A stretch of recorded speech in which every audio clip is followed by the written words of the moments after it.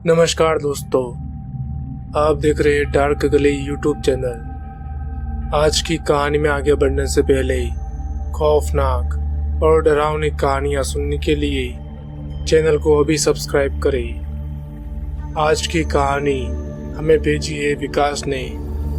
तो चलिए बढ़ते हैं आज की कहानी की ओर। दोस्तों, मेरा नाम विकास है। यह घटना साल 2014 की है, जब मेरे बगल में रहने वाली लड़की मुंबई से अहमदाबाद के एक स्टेशन आ रही थी। कविता की ट्रेन शाम 7 बजे की थी और वो रात के 12 बजे तक अहमदाबाद पहुंच जाने वाली थी। कविता के पिताजी को कविता की काफ़ी फिक्र हो रही थी, क्योंकि कविता अकेले सफ़र कर रही थी। कविता जिस स्टेशन से गुजरते हुए आने वाली थी वो एक भूतिया स्टेशन था। तो वो स्टेशन ट्रेन के यात्रियों को अपनी तरफ बुलाने लगता था, और जो कोई भी उस छलावे में आ जाता और स्टेशन पर उतर जाता तो उसकी मौत पक्की थी। कविता के पिताजी कविता के इस सफ़र को लेकर काफ़ी परेशान थे। वो कविता को बार बार किसी दूसरी ट्रेन से आने के लिए कह रहे थे। वो कोई ऐसी ट्रेन में आने के लिए बोल रहे थे जो सुबह आती हो, क्योंकि सुबह उस स्टेशन पर सब कुछ नॉर्मल होता है, लेकिन शाम होते ही उस स्टेशन पर सब कुछ बदल जाता है। दिन में जितनी भीड़ वहाँ पर होती है, रात को वहीं पर एकदम सन्नाटा छा जाता है। यहाँ तक कि स्टेशन पर काम करने वाले कर्मचारी भी जल्दी ही वहाँ से चले जाते हैं, और कोई उनसे जाने की वजह पूछता है तो वो कहते हैं कि हम लोगों को जान ज़्यादा प्यारी है, नौकरी नहीं। अगर जिंदा रहेंगे तो काफ़ी सारी नौकरियाँ मिल जाएगी। दरअसल काफ़ी सारे रात को काम करने वाले कर्मचारी इस छलावे के शिकार हो गए हैं और उनकी मौत हो गई है। जैसे ही ट्रेन इस स्टेशन से गुजरती है तो कर्मचारी ट्रेन के आगे कूदकर अपनी जान दे देते हैं। कविता को ये सब बातें पहले से ही पता थी, लेकिन कविता ने इस ट्रेन से आने का पक्का मन बना दिया था। शाम को कविता अपने हॉस्टल से ऑटो पकड़कर स्टेशन जाने के लिए निकलती है। रास्ते में मौसम कुछ खराब हो चुका था और इसके साथ ही बारिश की बूंदाबांदी भी चालू हो गई थी।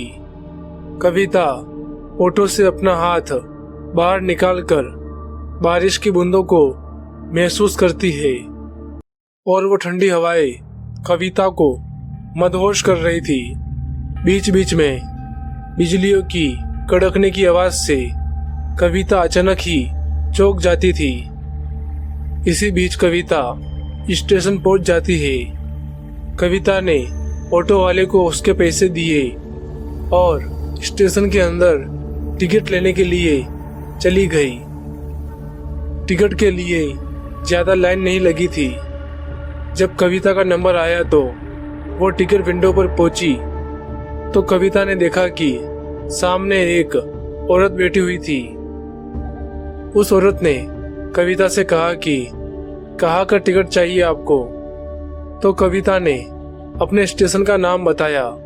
स्टेशन का नाम सुनते ही टिकट विंडो पर बैठी औरत की आंखें बड़ी हो गई। फिर वो कविता को ऊपर से नीचे तक घूर घूर कर देखने लगी। इस पर कविता ने उस औरत से कहा कि क्या हुआ मैडम, कोई दिक्कत है क्या? इस पर उस औरत ने जवाब दिया कि नहीं नहीं, ऐसी कोई बात नहीं है। दरअसल उस ट्रेन की टिकट कोई भी नहीं लेता है, इसलिए मैं जरा चौंक गई थी। तभी कविता के पीछे से आवाज आई, अरे मैडम जल्दी करिए, हमें भी टिकट लेना है, नहीं तो हमारी ट्रेन छूट जाएगी। इतना सुनते ही कविता ने अपना टिकट ले लिया और ट्रेन की तरफ जाने लगी। कविता ने देखा कि ट्रेन पूरी तरह से खाली थी। कविता ट्रेन के सभी डिब्बों को देखने लगी थी। फिर उसे एक डिब्बे में कुछ लोग बैठे हुए दिखाई दिए तो कविता उस डिब्बे में चढ़ गई। कविता खिड़की वाली सीट पर जाकर बैठ गई। बारिश अभी भी थोड़ी बहुत हो रही थी। कविता के सामने वाली सीट पर एक बुजुर्ग बैठे हुए थे। उस बुजुर्ग ने कविता से पूछा कि कहाँ पर जा रही हो बेटा तुम? तो कविता ने अपने स्टेशन का नाम बताया। स्टेशन का नाम सुनते ही वो बुजुर्ग एकदम से सुन्न हो गया था। कुछ देर बाद कविता ने उस बुजुर्ग से पूछा कि आप कहाँ पर जा रहे हो अंकल? जिस पर वो बुजुर्ग कहने लगा कि मैं तो बस यही के पास वाले स्टेशन पर उतर जाऊंगा। इतने में ही ट्रेन स्टेशन से निकल पड़ी।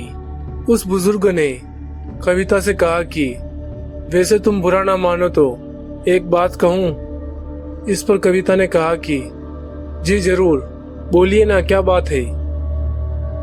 तो वो बुजुर्ग कविता से कहता है कि शायद आपको नहीं पता, लेकिन रात के समय उस स्टेशन से गुजरना खतरे से खाली नहीं है। रात के समय वहां से कोई भी नहीं गुजरता है। कोई छलावा उनको बस में करके मार देता है। इतना सुनकर कविता ने कहा कि जी हाँ अंकल, मैं ये सब पहले से जानती हूँ। ये सुनकर वह बुजुर्ग और भी ज्यादा हैरान हो गया था, क्योंकि उस बुजुर्ग को लग रहा था कि शायद कविता इन सब बातों से अनजान लगती है। ये सब जानने के बाद भी कविता वहां पर जा रही थी तो वो बुजुर्ग को वो कोई पागल लग रही थी। कुछ देर बाद ट्रेन एक स्टेशन पर रुकती है और वो बुजुर्ग स्टेशन पर उतरने लगते हैं। उतरते हुए उस बुजुर्ग ने कविता के हाथ पर एक धागा बांध दिया और कविता से कहा कि इस धागे को अपने घर जाकर ही उतारना। काल भैरव तुम्हारी रक्षा करेंगे। और इतना कहकर वो वहां से चले गए। अब तक ट्रेन का यह डिब्बा पूरी तरह से खाली हो चुका था। कविता ट्रेन की खिड़की पर अपना सिर टिकाकर बैठ गई थी। अब तक बारिश भी रुक चुकी थी और सिर्फ तेज हवाएं चल रही थी। कुछ देर बाद ट्रेन फिर से किसी स्टेशन पर रुकी। जैसे ही ट्रेन रुकी, कविता के कानों में से एक झुमका नीचे गिर गया। कविता को ये नहीं पता था कि ये वही स्टेशन है जिसकी सब लोग बातें कर रहे थे। कविता अपना झुमका उठाने के लिए बाहर चली गई। वहां जाते ही कविता ने अपना झुमका उठाया और पहनने लगी।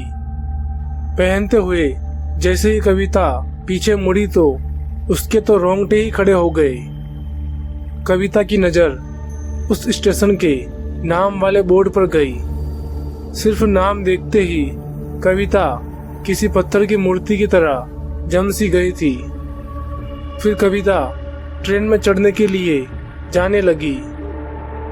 वो अभी ट्रेन में चढ़ ही रही थी, तभी अचानक ट्रेन का दरवाजा अपने आप ही बंद हो गया।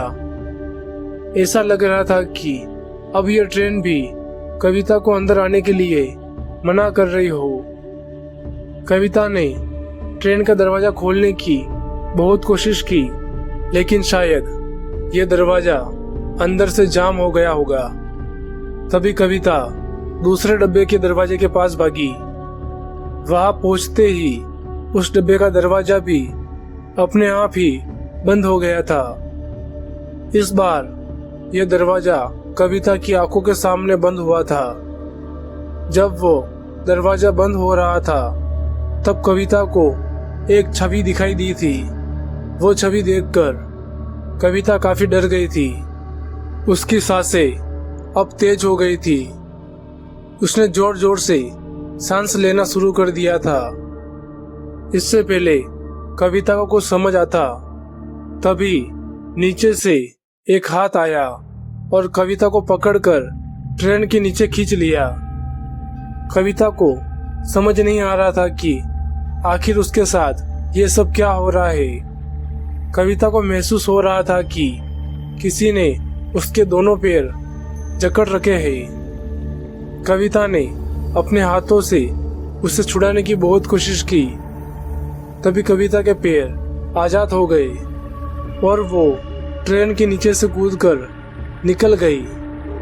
कविता ने एक बात नोटिस करी कि जिस हाथ पर उस बुजुर्ग ने धागा बांधा था, वह हाथ लगाते ही उसके पैर आजाद हो गए थे।